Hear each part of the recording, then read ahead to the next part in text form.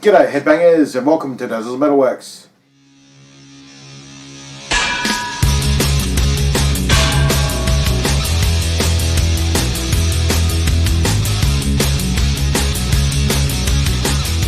Welcome back my fellow metalheads to another edition of Dazzle's Metalworks. It's been a few weeks, yes I know.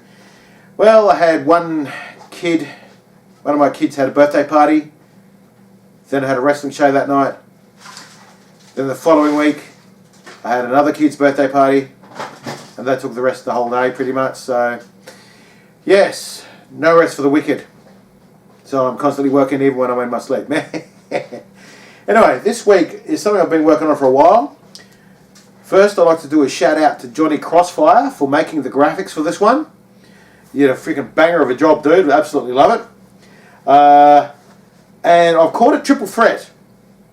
Now, it's basically I've picked I'll be doing a second part at some stage, but I've got to do enough for part one. It's basically 3 albums in a row from a band that have been absolute bangers. Now, it could be the beginning of their career, later on in their career. It might not even consider one of my favourite albums in that selection. You know, one of my favourite albums could be later down the track.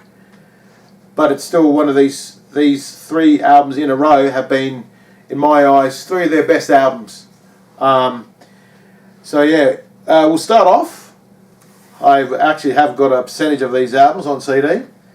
So we're going to start off with Judas Priest and their albums Screaming for Vengeance, Defenders of the Faith, and Turbo. All these are the remastered ones. So those 3 for them is an absolute banger. Next one on the list, we have the late, the great Ozzy Osbourne with his albums No Rest for the Wicked, No More Tears, and Osmosis. They're my 3 albums from them, and look, No More Tears is my favourite album from Ozzy, so yeah, rest in peace Ozzy.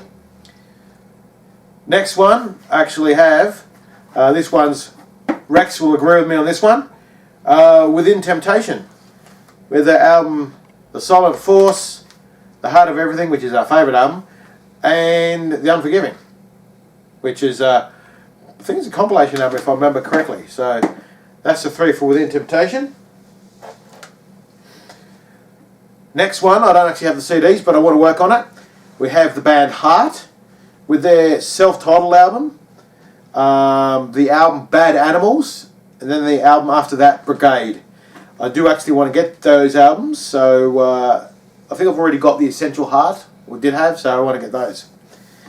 Next one, we have Bon Jovi, and we're dealing with Slippery When Wet, New Jersey, and Keep the Faith.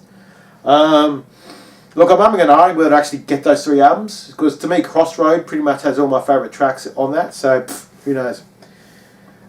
Next one, I have 2 out of these 3 albums, and we're talking about Def Leppard and their albums Pyromania, Hysteria, and one that is greatly underrated, Adrenalize. As I said, I still got to get Adrenalize on CD. It's actually quite hard to find. The next, we have David Lee Roth with his 3 albums, Eat 'Em and Smile, Skyscraper, and A Little and Enough. Next one, we have, of course, The Lads, Iron Maiden, Power Slave, Somewhere in Time, and of course my favourite, Seventh Son of a Seventh Son. Next one along, we have Megadeth. Now, this, I've got the remastered here. Obviously, my 3 favourite albums are them. Rust in Peace, which is my favourite. Canada to Extinction, which is my 3rd favourite. And Euthanasia, which is my 2nd favourite. Banger albums. And last but not least, we have the Kings of Metal, as they like to call themselves, Manowar, with their albums Fighting the World, Kings of Metal, which has a bonus track on it, and The Triumph of Steel. Now, Kings of Metal was the album that got me into Manowar.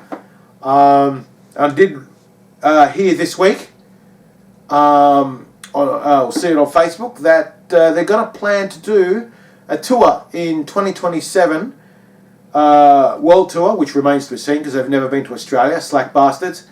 They're going to do a Fighting the World Kings of Metal tour. And I went, oh, hell yes. Please come to Australia because they're two of my favourite albums. So if they can do that, that'll be good. Also during the week, Megadeth dropped their latest single, I Don't Care. Video was really shit, but the song itself was an absolute banger. I'm thinking, oh, this album's going to be an absolute rip snorter. And the other bit of sad news during the week, well, not sad, just, he's had a good run, and I think he's old, well, not old, but he's in his 70s. He's obviously had health issues over the past few years. David Coverdale, ex-Deep Purple and Whitesnake and Coverdale Page singer, has decided to call it quits and hang up the boots. So on that, I'd like to say thank you, David Coverdale. I love Whitesnake. They're highly underrated. Maybe overrated depending on who you talk to, I guess. Look, Here I Go Again is a Dead Set Rock anthem. Is This Love's one of the best love songs ever, I guess. Power ballads. But that's this week's edition of Does the Metal Work, my friends. And until next time, wash on.